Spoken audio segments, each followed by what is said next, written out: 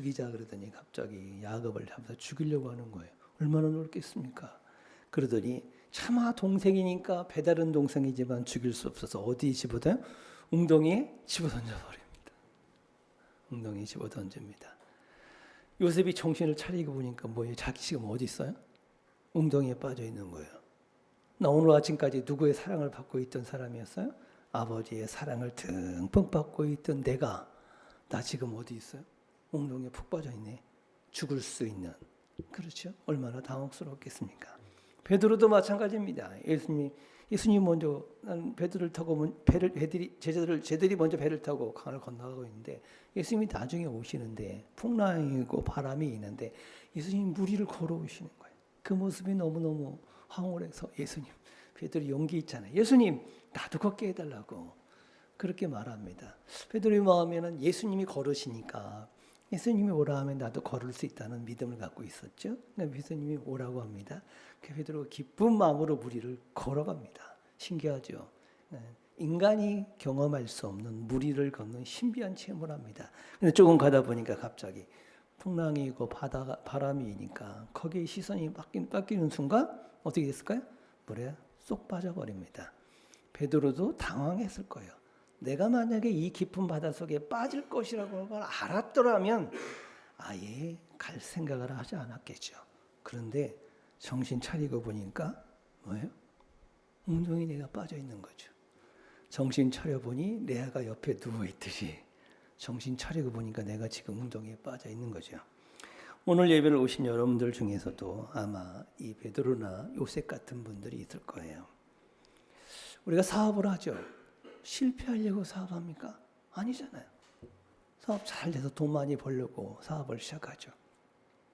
사업을 시작하면 얼마나 성실합니까? 잠도 안 자고 늦게까지 일하며 최선을 다하죠.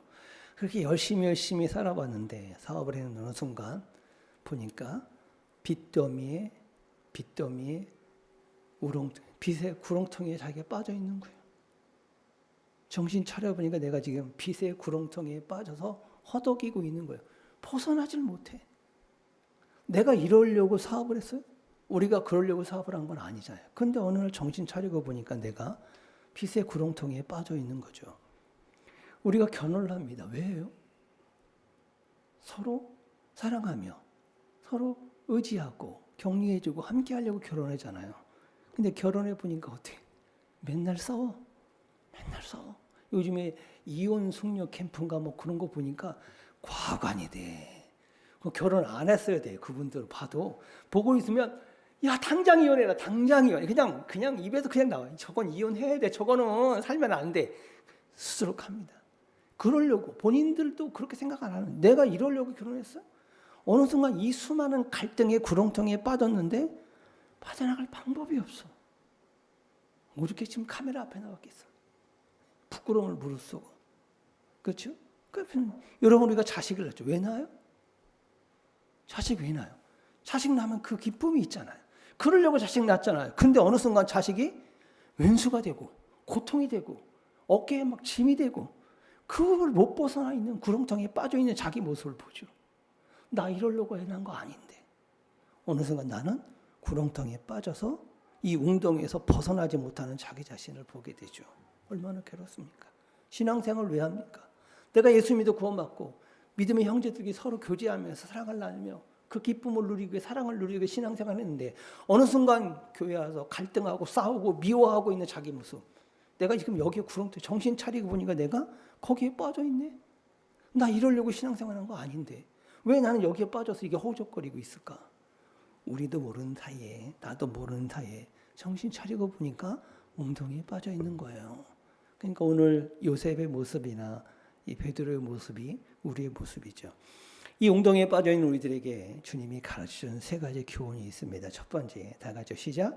내 힘으로 빠져나올 수 없는 한계를 인정하세요. 여러분 웅덩이에 빠지면 내 힘으로 온전히 빠져나올 수 없다는 그 한계를 인정하셔야 돼요. 요셉이 빠진 웅덩이는요. 사막에 그냥 이렇게 패여있는 웅덩이가 아니에요. 그 정도면 젊은 청년이면 쑥 빠져나오죠. 물을 가두기 위해서 인간이 인위적으로 파는 무덩이에요. 거기서 한번 들어가면 본인 힘으로는 빠져나올 수 없다 그래요. 그렇죠? 그러니까 요셉이 거기에 빠진 거예요. 절대 본인 힘으로는 빠져나올 수가 없다라는 거예요. 베드로도 마찬가지입니다. 베드로는 어부였고 물에 대해서도 잘 아는 사람이었지만 그 어두운 밤에 풍랑이 있는 파도에 물속에 빠졌어요. 과연 혼자의 힘으로 그걸 빠져나올 수 있을까요? 불가능합니다. 이 두 사람의 모습은 우리에게 뭘 보여주냐면 너희들이 웅덩이에 빠지면 거기서 네 힘으로는 빠져나올 수 없다는 너의 한계를 분명히 인정해야 된다는 걸 가르쳐주고 있어요. 로마서에 보면 이런 말씀이 납니다. 6절 7절 다 같이 시작. 누가 하늘에 올라가겠느냐 혹은 누가 무정하게 내려가겠느냐. 다른 걸 조금 뺐습니다. 이게 무슨 뜻이냐면 이 당시 이렇게 말해요. 누가 하늘에 올라가겠냐. 하늘에 올라간다는 게 뭐예요? 하늘에 올라가서 구원을 이루겠다는 거거든요. 구원을 이루겠다. 그럼 하늘에 올라간다는 얘기는 내가 율법을 잘 지키고 거룩하고 선결하고 깨끗하게 살아가서 하늘에 올라갈 만큼 그렇게 올라가서 구원을 이루겠다라는 얘기고, 무적하게 내려간다는 얘기는요 고행이에요. 무적이 지옥이잖아요. 그 고통, 금식하고 어떤 자해하고 하면서 금욕하며 살아나가는 거예요. 왜 그렇게 하냐? 구원받으려고 그러는 거예요. 누가 그렇게 할 수 있겠냐? 사도 바울이 묻는 거예요. 그래서 그게 뭐냐? 그게 뭐예요? 율법의 의다. 스스로 깨끗한 척, 의로운 척 하는 거고 인간의 노력이라는 거죠. 그것 가지고는 절대로 인간은 스스로의 구렁텅이로부터, 웅덩이로부터 빠져나올 수 없다는 거죠. 구원도 이룰 수 없을 뿐만 아니라 삶에 빠지는 다양한 웅덩이로부터 벗어날 수 없다. 그 한계를 인정하셔야 돼요. 그래서 여러분, 내가 웅덩이에 빠졌을 때 어떻게 좀 빠져나가 봐야겠다라고 하는 마음이 드는 여러분의 지혜, 힘, 방법, 생각들이 있잖아요. 그거 다 썩은 동화줄입니다. 잡으면 잡을수록 어떻게 한다고요? 자꾸 빠져가잖아요. 사람의 관계 속에 갈등으로 인한 구렁텅이에 빠지면 해결하려고 노력하면 할수록 자꾸 오해가 생기잖아요. 그렇죠? 그게 우리의 구렁텅입니다. 그때마다 나 약하구나. 나 이거 못 빠져나가겠구나. 인정하시는 게 첫 번째입니다. 두 번째는요. 시작. 웅덩이 속에서도 하나님의 구원 계획은 작동하고 있습니다. 웅덩이에 빠지면 이제 끝이다? 아닙니다. 하나님이 그때부터 구원의 계획이 시작되는데 요셉이 웅덩이에 빠집니다. 웅덩이에 안 빠졌으면 좋을 텐데 웅덩이에 빠졌다는 얘기는 다른 말로 말하면 안 죽었다는 뜻이에요. 형들이 죽이려고 그랬어요. 차마 못 죽이니까 웅덩이에 집어넣은 거거든요. 그러니까 웅덩이에 빠졌다는 얘기는 나 안 죽었다는 얘기예요. 다른 말로 하면 하나님께서 결국은 형들이 거기서 죽일 수 있는 것으로부터 보호해 준 거예요. 웅덩이에 빠졌고 웅덩이에 빠졌기 때문에 지나가는 상인들에게 팔릴 수가 있었고, 그래서 결국은 이 요셉이 애굽의 총리가 될 수 있었고 이스라엘을 구원할 수 있는 계기가 돼 있다는 거죠. 그러니 웅덩이에 빠져 있는 요셉은 눈 떠보니 웅덩이 얼마나 절망적이었겠습니까만 하나님의 구원 계획은 이미 진행되고 있다라는 거죠. 베드로도 마찬가지죠. 바다에 이렇게 깊이 빠졌습니다. 빠질 줄 알았으면 가지나 말지 할 수 있었겠지만 아닙니다. 물을 걸었다는 건 이미 주님을 보고 그가 움직였다는 뜻이에요. 그렇죠? 그것만으로도 충분히 베드로는 칭찬받을 만해요. 여러분이 다른 제자였으면 시도도 안 했겠죠. 시도도. 근데 그걸 했다는 건 뭐예요? 베드로가 훌륭하다는 거죠. 깊은 바다에 빠집니다. 근데 예수님이 아마 다 아셨겠죠. 네가 어떻게 해나 보셨겠죠. 그러니까 베드로가 웅덩이에 빠지는 그 순간 예수님은 어떻게? 그 옆에 있었습니다. 그 손을 잡아주고 그를 즉시 꺼내줍니다. 여러분, 우리가 웅덩이에 빠지면 거기가 끝이라고 생각하지만 그렇지 않습니다. 하나님께서는 거기서부터 우리를 구원하시려는 구원의 계획이 있습니다. 우리가 빠지는 다양한 웅덩이가 있죠.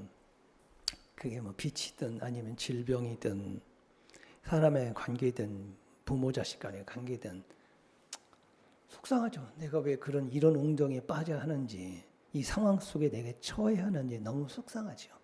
그런데 거기에 빠졌다는 건 절망이 아니라 그러면 이 속에서 하나님의 구원 계획이 지금 있을 텐데 뭘까를 물어보는 거죠. 뭘까? 나는 이 웅덩이에 도대체 무엇을 깨달아야 되고 무엇을 포기해야 되고 무엇을 내려놓아야 될까 한번 생각해 보셔야 됩니다. 그러면 하나님은 이미 보이지 않는 곳에서 이 상황을 해결하시고 우리를 구원하시려는 놀라운 계획, 은혜를 준비하고 계신 줄로 믿습니다. 그 믿음을 가지고 견뎌야 됩니다. 그러면 반드시 빠져나오게 되겠죠. 자, 세 번째입니다. 세 번째 다 같이요. 시작. 웅덩에서 벗어나는 길은 주의 이름을 부르는 겁니다. 자, 베드로가 물에 쑥 빠지니까 놀라면서 예수님께 뭐라고 하냐면 예수님 나를 구해 주십시오. 그렇게 외칩니다. 베드로가 물에 빠지자 어떻게 헤엄쳐서 나오려고 했던 것도 아니고 다른 어떤 방법을 쓴 게 아니라 예수님한테 소리쳤습니다. 주여 나를 구원하여 주시옵소서 라고 소리칩니다. 우리는 믿음이라는 걸 어떻게 생각하냐면 믿음은 물 위를 걸어가는 게 믿음이라고 생각해요. 그렇죠? 베드로가 물 위를 걸었잖아. 예수님이 오라는 그 믿음을 따라 물 위를 걷는 것만이 믿음이라고 생각해. 빠지지 않고 빠지면 안 돼. 빠지면 안 되고 예수님만 바라보고 풍랑이나 파도 같은 거 보지 말고 예수님만 바라보고 쫙 물에서 빠지지 않고 걸어가는 거 그게 좋은 믿음이다라고 우리는 생각을 합니다.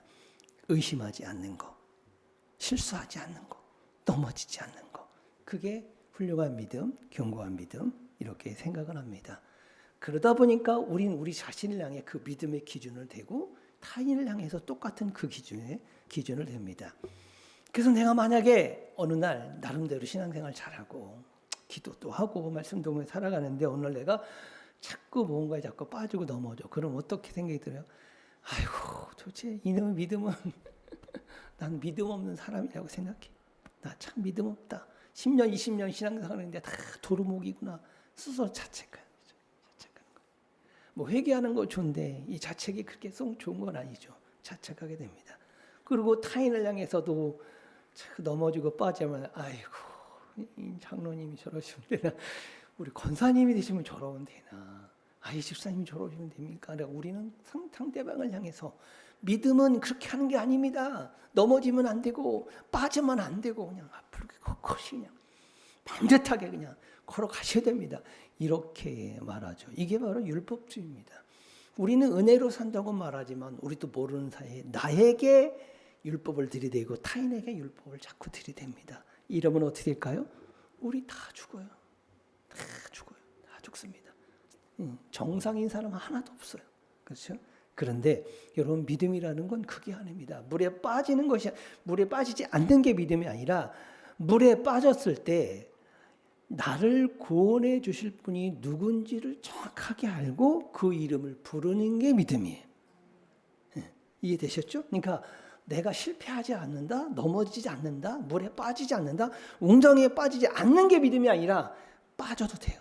빠질 수 있어요. 근데 빠졌을 때 여기서 내가 어떻게 해야 하는지, 누구의 이름을 불러야 되는지, 누가 나를 구원해 줄 수 있는지를 정확하게 아는 게 믿음이에요. 그게 바로 그죠? 주님이시죠. 예수님의 이름을 부르는 자들은 구원을 받게 될 줄로 믿습니다. 아멘. 로마서 10장 13절 다 같이 시작. 누구든지 주의 이름을 부르는 자는 구원을 받으리라. 아멘. 그래서 그런 거예요. 여러분 꼭 우리의 영적인 구원뿐만 아니라 삶의 구렁텅이에 우리가 빠질 때마다 주의 이름을 부르면 반드시 주님께서 그곳에서 우리를 건져 주시는 줄로 믿습니다. 지금 웅덩이에 빠져 계신 분 계시죠? 다양합니다. 우리 삶의 삶의 지뢰밭이라고 말하는데 삶에 다 웅덩이성이 있는 것 같아. 지금은 안 빠졌다가 또 빠지기도 하고, 그렇죠? 그럴 때마다 이거 어떻게 해야 될까? 스스로 지혜로 빠져나오려고 하지 마시고 주님의 이름을 부르십시오. 주여, 너를 좀 구원해 주시옵소서. 이렇게 기도하시면 주님께서 어느 순간 그 구렁텅에서 우리를 건져줄 줄로 믿습니다. 여러분 사업이 힘들 때마다, 건강이 악화될 때, 또 자녀 문제나 부부간의 문제로 힘들어할 때, 또 인간관계 때문에 고통스럽고 괴로울 때 여러분 힘으로 어떻게 하라고 막 애써서 가슴 아파하고 속상해하고 눈물 흘리지 마시고 그냥 그 자리에서 가만히 눈을 감으시고 주여 저를 구원해 주시옵소서. 저는 죄인입니다. 여기서 내 마음 하나 지킬 수 없습니다, 주님. 그러니 저에게 평안을 주시고 저를 건져 주시옵소서. 이렇게 기도하시며 주님의 손이 여러분을 다 덮고 잡아주셔서 모든 구렁텅이에서 건져 주실 줄로 믿습니다. 아멘. 찬양합니다. 어려운 일 행할 때 찬양합니다.